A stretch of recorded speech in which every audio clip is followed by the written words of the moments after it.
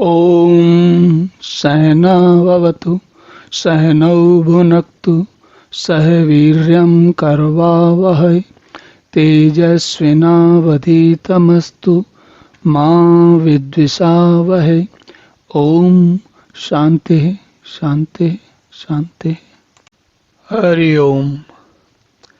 तो अब इस श्लोक में भगवान कहते हैं, न मे विदुः सुरगणः प्रभवं न महर्षयः अहम आदि ही देवानां महर्षिणाम च सर्वशः।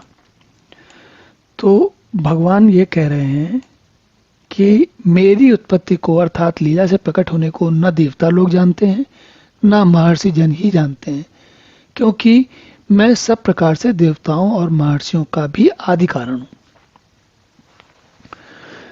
ये एक बड़े सरल शब्दों में भगवान ने ये बात हमको बता दी कि जो महर्षि जन और देवता वो दोनों ही क्यों मुझे नहीं जानते, मेरी उत्पत्ति को और या लीला से प्रकट होने से। प्रभवम न महर्षया। प्रभव, प्रभव मतलब प्रभव का यहाँ अर्थ है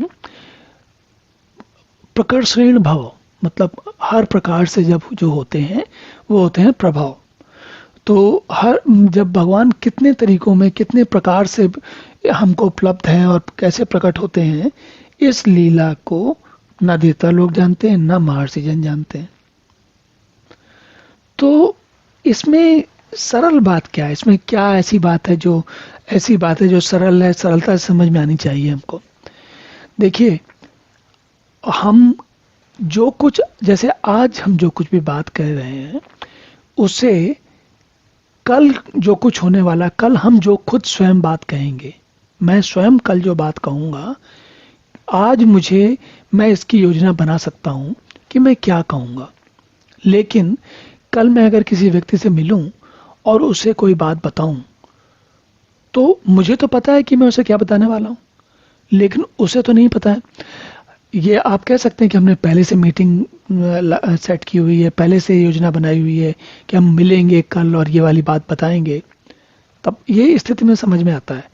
लेकिन अगर मैं कल किसी व्यक्ति से मिलूं और नितांत अजनबी व्यक्ति से मिलूं या अपने किसी मित्र से मिलूं, लेकिन उससे कोई ऐसी बात करूं जिसके बारे में हमने पहले कभी चर्चा नहीं की थी, तो उसे कल से पहले, आने वाले कल से पहले इस बात का पता नहीं होगा।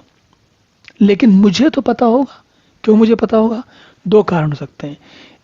अगर मैं अकस्मात उसे ये बात बताता हूं तब भी मुझे मालूम है, तभी बता रहा हूं। अगर मुझे पता ही नहीं तो बताऊंगा कैसे?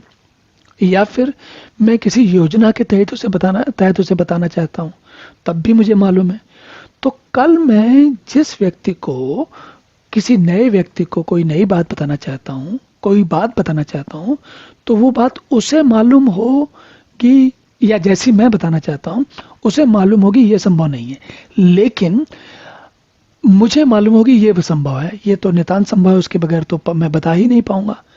अब देखिए, यहाँ पर महर्षि जन और जो देवगण हैं, उनमें से कुछ ऐसे लोग हो सकते हैं, मान लीजिए कि उनमें से कोई महर्षि जन या देवगण मेरे मित्र हैं जिनको मैं बताना चाहता हूं।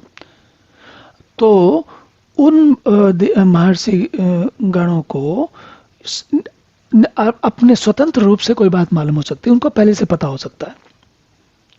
ठीक है, जब उनको पता होगा और मैं बताऊंगा तो उन्हें तुरंत समझ में आएगा। तो अब यहाँ पर इस बात को मिलाइए आप इस बात से कि भगवान जो हैं वो देवताओं को बता सकते हैं या महर्षियों को बता सकते हैं। क्यों? क्योंकि उन दोनों से पहले, आदि कारण उनसे पहले हैं, उन दोनों के होने का कारण भगवान है। तो वो दोनों जो है, महर्षि और देवता, वो भगवान से कम अल्प ज्ञानी है। और अल्प ज्ञानी का अर्थ ये नहीं है कि वे जान नहीं सकते, जान सकते हैं। भगवान चाहेंगे तो बिल्कुल जान जाएंगे, और भगवान चाहते हैं तभी जानते हैं। तो ये एक बड़ा, देखने में बड़ी सरल सी बात है, लेकिन हम कई बार, आपके मन में ऐसा प्रश्न आ सकता है, मेरे मन में तो कई बार आया कि भगवान के होने को, ना होने को, भगवान को जानने को देवता और महर्षिगण क्यों नहीं जानते, या क्यों उनको हमें प्रयास करना पड़ता है? वो इसलिए वैसा होता है क्योंकि हम मैं, आप और महर्षि कर्ण और जो लोग भी इतिहास में पहले हुए हैं, वो सब भगवान से बाद में हुए हैं। तो भगवान को जानने का कार्यक्रम हम भगवान से बाद ही कर सकते हैं, और जब तक भगवान की कृपा नहीं होगी तब तक इस कार्यक्रम का आरंभ भी नहीं होने वाला। चलिए अब अगला श्लोक देखते हैं। ओम पूर्णमदः पूर्णमिदं पूर्णात् पूर्णमुदच्यते पूर्णस्य पूर्णमादाय पूर्णमेवावशिष्यते। ओम शांति शांति शांति।